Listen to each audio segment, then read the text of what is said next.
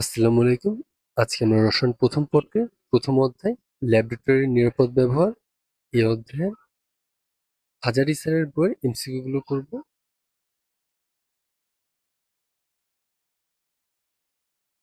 ল্যাবরেটরিতে নিজের নিরাপত্তা নিশ্চিত করতে নিজের কোন প্রাথমিক ব্যবস্থা নিলে ভুল হবে? এই প্রশ্নটা করা হচ্ছে কোন প্রাথমিক ব্যবস্থা নিলে ভুল হবে, মানে ভুলটা ফাইন্ড আউট করতে হবে। অ্যাপ্রন পরা, আমরা ল্যাবরেটরিতে নিজের নিরাপত্তা নিশ্চিত করতে অ্যাপ্রন পরি যাতে আমাদের পোশাক এবং শরীরে নিরাপত্তার জন্য। নিরাপদ চশমা পকেটে থাকা। নিরাপদ চশমা চশমা ব্যবহার করি আমরা চোখে নিরাপত্তার জন্য। কিন্তু যদি পকেটে থাকে তাহলে তার চোখে নিরাপত্তা হবে। তাহলে এই অপশনটা হচ্ছে ভুল। আর প্রশ্ন করেছিল কোনটা করলে ভুল হবে। তাহলে খ হচ্ছে অ্যান্সার। হাতে গ্লাভস পরা, হাতে আমরা গ্লাভস পরি যাতে করে আমাদের হাতের নিরাপত্তার জন্য পায়ের জুতা পরতে হয় ল্যাবরেটরি নিরাপত্তার জন্য। তাহলে অপশন নিরাপদ চশমা পকেটে না থাকা, নিরাপদ চশমা চোখে ব্যবহার করা। কেমিস্ট্রি ল্যাবে শ্বাস-প্রশ্বাসের ক্ষেত্রে নিরাপদ থাকার জন্য কোনটি ব্যবহার করা হয়? কেমিস্ট্রি ল্যাবে শ্বাস-প্রশ্বাসের জন্য। শ্বাস-প্রশ্বাসের ক্ষেত্রে নিরাপদ থাকার জন্য কোনটি ব্যবহার করব? নিরাপদ চশমা। চশমা আমাদের চোখের নিরাপত্তার জন্য, কিন্তু শ্বাস-প্রশ্বাসের জন্য নয়। অ্যাপ্রন হচ্ছে পোশাক ও শরীরের নিরাপত্তার জন্য। গ্লাভস হচ্ছে আমাদের হাতের নিরাপত্তার জন্য। মাস্ক। মাস্ক হচ্ছে আমাদের ল্যাবে শ্বাস-প্রশ্বাসের নিরাপত্তার জন্য প্রয়োজনীয় হয়। উত্তর হবে মাস্ক।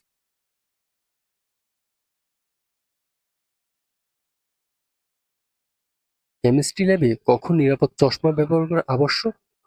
দ্রবণ প্রস্তুতিতে, উম, রাসায়নিক বস্তুর ওজন নিতে, যন্ত্রপাতি পরিষ্কার করার সময়, এমনটা হলে রাসায়নিক পদার্থ উদাই হলে। পদার্থ যদি উদাই হয়, যেমন ইথার, ক্লোরোফর্ম বা ঘনীভূত অ্যাসিড, এরা খুব দ্রুত বাষ্পীভূত হয়ে বাতাসে ছড়িয়ে পড়তে পারে। এই তীব্র বাষ্প চোখে প্রবেশ করলে চোখে জ্বালা পোড়া বা ক্ষতি হতে পারে। তাই তখন চশমা পরা আবশ্যক। তাহলে রাসায়নিক পদার্থ যদি উদাই হয় তাহলে আমাদের চশমা পরা আবশ্যক, যাতে আমাদের চোখে ওই জলীয় বাষ্প বা ওই বাষ্পটা আমাদের চোখে না আসে, তাহলে আমাদের চোখে তীব্র জ্বালাপোড়া হতে পারে।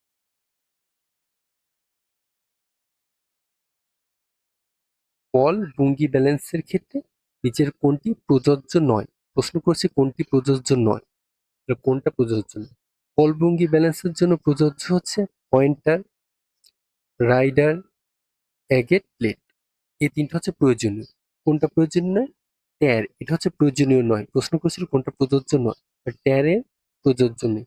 ট্যার হচ্ছে আধুনিক আধুনিক আয়তন মাপার ক্ষেত্রে বা আধুনিক যন্ত্রপাতি মাপার ক্ষেত্রে ব্যবহার করা হয়। ট্যার নামে একটা অপশন বা বাটন থাকে যেটা দিয়ে আমরা আহ, যে কোনো এই ট্যার বাটনটাকে প্রেস করলে টোটাল নিক্তির ওজন 0 0 হয়ে যায়, বা অতিরিক্ত মাপ যেটা দরকার নেই সেটা আমরা চাইলে 0 0 করতে পারি, যেটা আধুনিক যন্ত্রপাতিতে ট্যার থাকে। কিন্তু পলভেঙ্গু ব্যালেন্সের যে সনাতন পদ্ধতি সেক্ষেত্রে পয়েন্টার, রাইডার আর এগেট প্লেট ব্যবহার করা হয়। বলভঙ্গি ব্যালেন্সের ক্ষেত্রে 10 মিলিগ্রাম রাইডার ব্যবহার করা হলে তখন রাইডার ধ্রুবকের মান কত? আমাদের রাইডার ধ্রুবকের মান, এটা মনে রাখতে হবে, একটা সূত্র।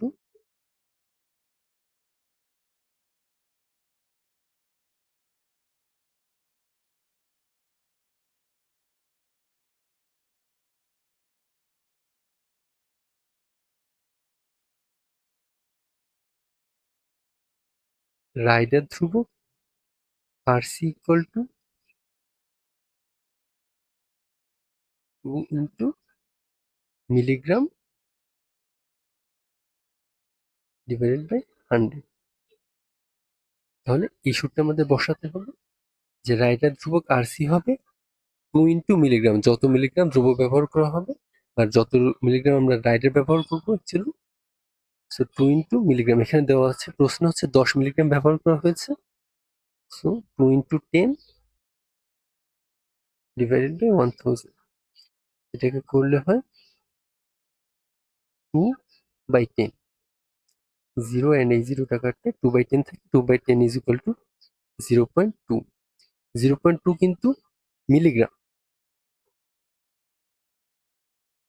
আমাদের হচ্ছে 2 মিলিগ্রাম, কিন্তু এখানে জাস্ট এককগুলো দেখতে পাই, এই এককগুলো কি গ্রামে দেওয়া। আচ্ছা, 1 গ্রাম ইজ ইকুয়াল টু 1000 মিলিগ্রাম। তো আমরা পেয়েছি 0.2 মিলিগ্রাম। এটা অ্যাকচুয়ালি আমাদের উল্টো করতে হবে। উল্টো করার ক্ষেত্রে 0.0002 গ্রাম হবে হচ্ছে কি অ্যান্সার। সো পয়েন্টের পরে আরো 3টা জিরো হবে। সো আমরা খুঁজি, এখানে অ্যান্সার হবে 0.0002 গ্রাম। এই যে 0.0002 গ্রাম, এই গ হচ্ছে অ্যান্সার। পলভঙ্গি ব্যালেন্সে 5 গ্রাম রাইডার ব্যবহার করা হলে তখন ব্যালেন্সটির সূক্ষ্মতার পরিমাপের ক্ষমতা কত? ব্যালেন্সের সূক্ষ্মতা পরিমাপের ক্ষমতায় হলো রাইডার ধ্রুবকের মান। রাইডার ধ্রুবক যত হবে পরিমাপের সূক্ষ্মতাও তত হবে। তাহলে অ্যাকচুয়ালি আমাদের রাইডার ধ্রুবক বের করতে বলেছে। রাইডার ধ্রুবক RC is equal to 2 into milligram. এখানে কত মিলিগ্রাম? এখানে দেওয়া আছে 5 মিলিগ্রাম। আমরা ডাইরেক্ট 5 বসিয়ে দিলাম, ডিভাইডেড বাই 100। তাহলে 2 5 যা 10, উপরে 10 নিচে 100 ইজ ইকুয়াল টু 0.1। এটা কিন্তু এখনো মিলিগ্রামে আছে। আমাদের এককটাকে দেখতে হবে। এখানে কিন্তু এককগুলো গ্রাম, গ্রাম, গ্রাম, গ্রাম। সো মিলিগ্রাম থেকে গ্রামে নেওয়ার জন্য আমাদের আরো 3 ঘর পিছিয়ে যাবে। 0. এখানে একটা ঘর ছিল, আরো 3টা ঘর আগে জিরো লিখে আরো 3 ঘর পিছিয়ে দিব। 0.0001 গ্রাম। সো এই গ এর অ্যান্সার 0. একটা, দুটো, 3টা জিরো, দেন আরো একটা 1, এই গটা হচ্ছে অ্যান্সার। পলভঙ্গি ব্যালেন্সের সূক্ষ্মতা পরিমাপের ক্ষমতা কত পর্যন্ত?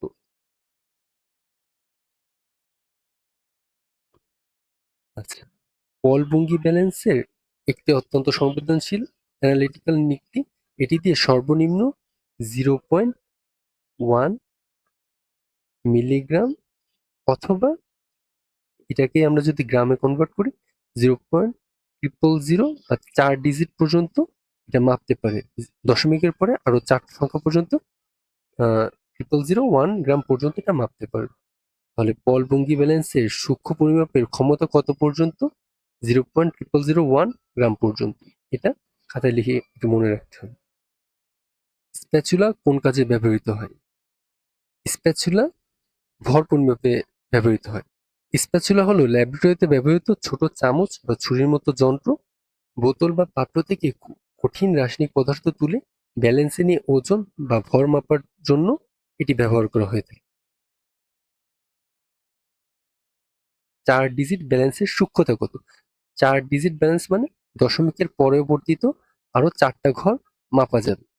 দশমিক পরে 4 ঘর পর্যন্ত মাপাই হচ্ছে 4 ডিজিট ব্যালেন্সের সূক্ষ্মতা।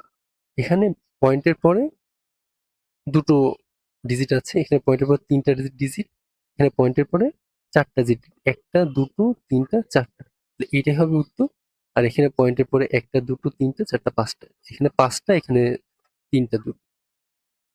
তো উত্তর হচ্ছে গ। নিচের কোন ওজনটির 4 ডিজিট ব্যালেন্সের পরিমাপ করা বোঝায়? 4 ডিজিট ব্যালেন্স মানেই দশমিকের পরে আরো 4 ঘর পর্যন্ত মাপা মাপা সম্ভব। এখানে দশমিক পরে 3 ঘর দেওয়া, এখানে দশমিক পরে 2 ঘর, এখানে দশমিকের পরে 2 ঘর। এটা কিন্তু দশমিকের আগে না। দশমিকের আগে যত ঘরে থাকুক দরকার নেই, দশমিক পরে 4 ঘর পর্যন্ত মাপতে পারলে হচ্ছে 4 ডিজিট ব্যালেন্স পরিমাপ করা হবে। দশমিক পরে এখানে 4 ঘর আছে, এটাই হবে 1, 2, 3, 4। এখানে দশমিক পরে আরো 4 ঘর আছে, গ হচ্ছে অ্যান্সার। দশমিক পরে আমরা 4 ঘর পর্যন্ত আরো মাপতে পারতেছি। কোনটি প্রাইমারি স্ট্যান্ডার্ড পদার্থ? প্রাইমারি স্ট্যান্ডার্ড পদার্থের শর্ট টিপস হচ্ছে সি থাকলে হচ্ছে প্রাইমারি স্ট্যান্ডার্ড পদার্থ। যেটা যেসব মৌলের সি থাকবে সেটা হচ্ছে প্রাইমারি স্ট্যান্ডার্ড পদার্থ। হাইড্রোক্লোরিক অ্যাসিড ব্যতীত, এটা মনে রাখলে হচ্ছে। তাহলে হাইড্রোক্লোরিক অ্যাসিড ব্যতীত যত জায়গায় আমরা সি পাবো সেটাই প্রাইমারি স্ট্যান্ডার্ড পদার্থ। এখানে KMnO4, এখানে কোনো সি নেই, তাহলে এটা কি? এটা সেকেন্ডারি স্ট্যান্ডার্ড পদার্থ, এটা প্রাইমারি স্ট্যান্ডার্ড পদার্থ নয়। এটা কি H2SO4 বা সালফিউরিক অ্যাসিড? এখানে আমরা কোনো সি ওয়ার্ড পাচ্ছি না, যেহেতু আমাদের এখানে কোনো সি ওয়ার্ড নেই। এটাও সেকেন্ডারি স্ট্যান্ডার্ড পদার্থ। এখানে Na2S2O3, Na2S2O3, এখানে কোনো সি লেটার নেই, যেহেতু সি লেটার নেই তাহলে এটা সেকেন্ডারি স্ট্যান্ডার্ড পদার্থ। এখানে পাচ্ছি K2Cr2O7। এখানে আমরা এই যে সি লেটারটা পেয়েছি, সি লেটারটা যেখানে আমরা সি পাবো সেটা কি প্রাইমারি স্ট্যান্ডার্ড পদার্থ। তাহলে পটাশিয়াম ডাইক্রোমেট এটা কি একটা প্রাইমারি স্ট্যান্ডার্ড পদার্থ। কোনটি সেকেন্ডারি স্ট্যান্ডার্ড পদার্থ? সেকেন্ডারি স্ট্যান্ডার্ড পদার্থ যে যৌগে কার্বন নেই, কার্বন না অ্যাকচুয়ালি সি লেটারটা নেই, যে যৌগে সি লেটার নেই সেটা কি সেকেন্ডারি স্ট্যান্ডার্ড পদার্থ। এখানে কি সোডিয়াম কার্বনেট Na2CO3, এটা কি, এটা হচ্ছে কি, যেহেতু এখানে সি আছে তো এটা কি প্রাইমারি স্ট্যান্ডার্ড পদার্থ। এখানে K2Cr2O7, এখানে একটা সি আছে তো এটা কি প্রাইমারি স্ট্যান্ডার্ড পদার্থ। H2C2O4, এটাও কি একটা প্রাইমারি স্ট্যান্ডার্ড পদার্থ। কিন্তু এখানে কোনো সি নেই, তাহলে এটা কি একটা সেকেন্ডারি স্ট্যান্ডার্ড পদার্থ। কোনটি প্রাইমারি স্ট্যান্ডার্ড পদার্থ? যে যৌগে সি থাকবে সেটা একটা প্রাইমারি স্ট্যান্ডার্ড পদার্থ, শুধু একটা ব্যতীত, সেটা হচ্ছে হাইড্রোক্লোরিক অ্যাসিড। এই হাইড্রোক্লোরিক অ্যাসিডে এখানে সি আছে তবুও এটা কি প্রাইমারি স্ট্যান্ডার্ড পদার্থ নয়। হাইড্রোক্লোরিক অ্যাসিড একটা সেকেন্ডারি স্ট্যান্ডার্ড পদার্থ। এখানে সি নেই তাহলে এটা একটা সেকেন্ডারি স্ট্যান্ডার্ড পদার্থ, যে প্রাইমারি স্ট্যান্ডার্ড পদার্থ। তাহলে এটাও বাদ। KMnO4, এখানে কোনো সি নেই, এটাও বাদ। এইটা সোডিয়াম কার্বনেট, তাহলে এটা কি একটা প্রাইমারি স্ট্যান্ডার্ড পদার্থ।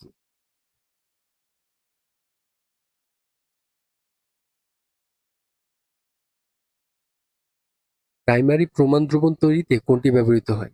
প্রাইমারি প্রমাণ দ্রবণ তৈরি করতে প্রাইমারি পদার্থ থাকতে হবে, প্রাইমারি দ্রব্য হলে প্রাইমারি স্ট্যান্ডার্ড পদার্থ প্রস্তুত করা সম্ভব হবে। এখানে দেখি KMnO4, এখানে কোনো সি নেই তাহলে এটা সেকেন্ডারি স্ট্যান্ডার্ড পদার্থ। এটা কি সোডিয়াম কার্বনেট, এটা একটা প্রাইমারি স্ট্যান্ডার্ড পদার্থ। এই প্রাইমারি স্ট্যান্ডার্ড পদার্থ দিয়ে দ্রবণ প্রস্তুত করা হলে ওই দ্রবণটা হবে প্রাইমারি প্রমাণ দ্রবণ। সো খ হবে অ্যান্সার। আর এখানে সি থাকলেও এটা হচ্ছে অ্যাসিটিক অ্যাসিড, তবু আমরা এটাকে বাদ রাখবো। অ্যাসিটিক অ্যাসিড সাধারণত হচ্ছে গিয়ে প্রাইমারি স্ট্যান্ডার্ড পদার্থ নয়, এটা সেকেন্ডারি স্ট্যান্ডার্ড পদার্থ। CH3COO বা CH3COOH অথবা অ্যাসিটিক অ্যাসিড অথবা হাইড্রোক্লোরিক অ্যাসিড, এরা কি সেকেন্ডারি স্ট্যান্ডার্ড পদার্থ। একটু ব্যতিক্রম, এ ব্যতীত যেখানেই সি থাকবে সেটাই প্রাইমারি স্ট্যান্ডার্ড পদার্থ। 0.1 মোলার সোডিয়াম কার্বনেট দ্রবণ তৈরিতে তোমার প্রয়োজনীয় যন্ত্রপাতির মধ্যে কোনটি পড়ে না? হ্যাঁ, বল ভঙ্গি ব্যালেন্স লাগবে, পানির লাগবে, 250 মিলিলিটার আয়তনিক ফ্লাক্স প্রয়োজন। মাপন সিলিন্ডার দরকার নেই। আচ্ছা, কেন মাপন সিলিন্ডার দরকার নেই? মাপন সিলিন্ডার দিয়ে তরলের আয়তন আনুমানিকভাবে মাপা যায়, যা প্রমাণ বা নিখুঁত দ্রবণ মাপার জন্য যথেষ্ট নয়। এজন্য মাপন সিলিন্ডার প্রয়োজনীয় নয়। প্রশ্ন হচ্ছে কোনটি পড়ে না, তাহলে মাপন সিলিন্ডার পড়ে না। আর সোডিয়াম কার্বনেটের নিখুঁত ভর মাপতে ব্যালেন্স প্রয়োজন। নিখুঁত ভর মাপার জন্য আমরা ব্যালেন্স ব্যবহার করব। কেমিক্যাল ফ্লাক্সে স্থানান্তরের জন্য ফানেল লাগে, ফানেল দিয়ে আমরা কেমিক্যাল ফ্লাক্সে স্থানান্তর করতে পারবো। আর ঠিক 250 মিলিলিটার আয়তন সুনির্দিষ্ট দাগ পর্যন্ত পূর্ণ করতে আয়তনিক ফ্লাক্স অত্যাবশ্যক। 250 মিলিলিটার 0.1 মোলার সোডিয়াম কার্বনেট দ্রবণ তৈরি করতে সোডিয়াম কার্বনেট লাগে। তাহলে সোডিয়াম কার্বনেটের দ্রবের ভরটা চাচ্ছে। আমরা জানি দ্রবের ভর W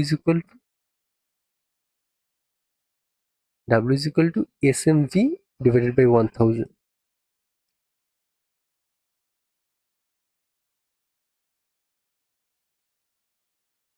এস কি? এস হচ্ছে দ্রবণের মোলারিটি। এখানে দ্রবণের molarity 0.1 molar.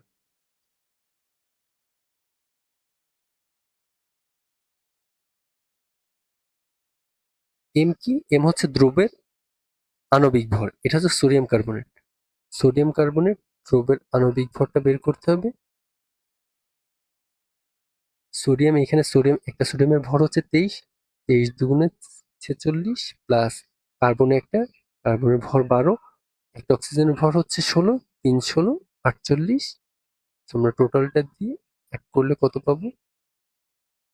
8 and 2 10, 10 16 6 and 1 4 5 6 6 and 4 10, so 110. Sodium কার্বনেটের আণবিক ভর 106 ইন্টু ভি হচ্ছে মিলিলিটার এককে আয়তন, এখানে কত মিলিলিটার? 215 মিলিলিটার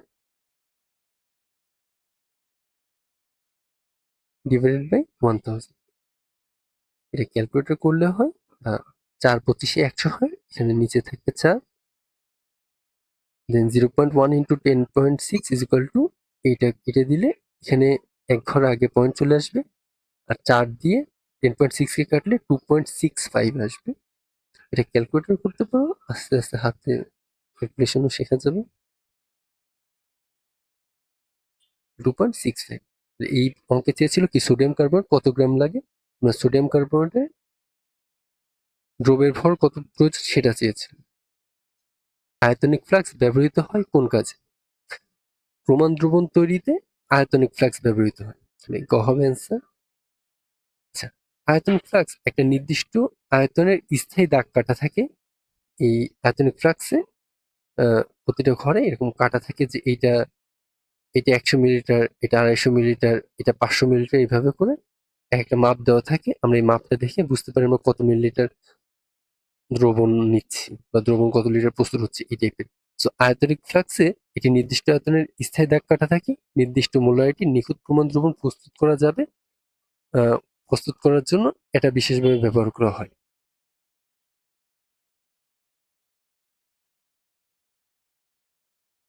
আচ্ছা, ভলিউমেট্রিক ফ্লাক্সের ব্যবহার কি?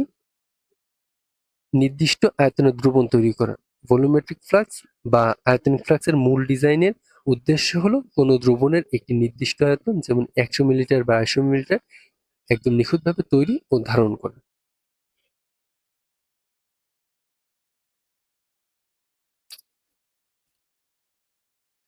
0.1 মোলার হাইড্রোক্লোরিক অ্যাসিড দ্রবণ প্রস্তুতিতে গাঢ় হাইড্রোক্লোরিক অ্যাসিড পরিমাপের জন্য ব্যবহৃত হয়। গাঢ় হাইড্রোক্লোরিক অ্যাসিড পরিমাপ করার জন্য আমরা মাপন সিলিন্ডার ব্যবহার করব। আচ্ছা, গাঢ় তীব্র হাইড্রোক্লোরিক অ্যাসিড থেকে লঘু দ্রবণ তৈরির সময় গাঢ় অ্যাসিডের নির্দিষ্ট বা আনুমানিক পরিমাণ ঢেলে নেওয়ার জন্য মাপন সিলিন্ডার বা মেজারিং সিলিন্ডার ব্যবহার করা সবচেয়ে নিরাপদ ও সহজ।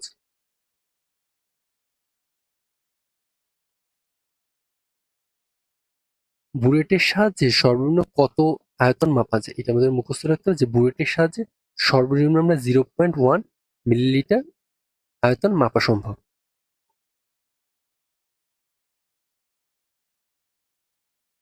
আচ্ছা, এখানে দিয়েছে যে বুলেটের পরপর ক্ষুদ্রতম দুই দাগের পার্থক্য কত মিলিলিটার? বুলেটের পরপর ক্ষুদ্রতম দুই দাগের পার্থক্য 0.1 মিলিলিটার। সূক্ষ্মভাবে স্বল্প আয়তন তরল পরিমাপ করতে কোনটি ব্যবহৃত হয়? বুলেট। বুলেটের নিচে একটা স্টপকক বা চাবি থাকে, এর সাহায্যে খুব সূক্ষ্মভাবে ফোটায় ফোটায় যে কোনো ভগ্নাংশের আয়তনের তরল মেপে অন্য পাত্রে দেওয়া যায়। সো এই জন্য হচ্ছে কি আমরা বুলেট ব্যবহার করি।